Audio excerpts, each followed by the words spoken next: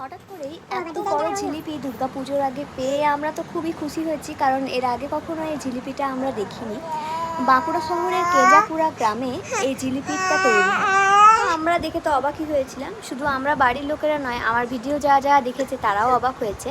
যারা গ্রামটিতে থাকে তারা তো সবসময় দেখতে পায়, তাদের ব্যাপার আলাদা, কিন্তু আমরা যারা প্রথম দেখছি তাদের অবাক হওয়ারই কথা।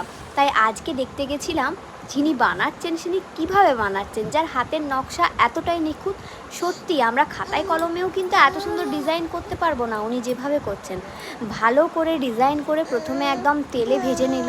উনুনের সামনে এতক্ষণ ধরে ভাজাটাও কিন্তু খুব কষ্টজনক ব্যাপার।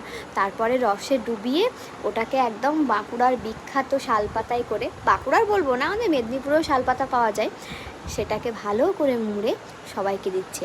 দেখ, এত সুন্দর। যে কোনো জায়গার একটা করে বিখ্যাত জিনিস থাকে, তো এখানের এটাই বিখ্যাত। খেতে তো ভালোই, খারাপ বলবো না। যারা খেয়েছে তারা জানে। আমরা তো খেয়েছি, গত বছরও খেয়েছি, এই বছরও খেয়েছি।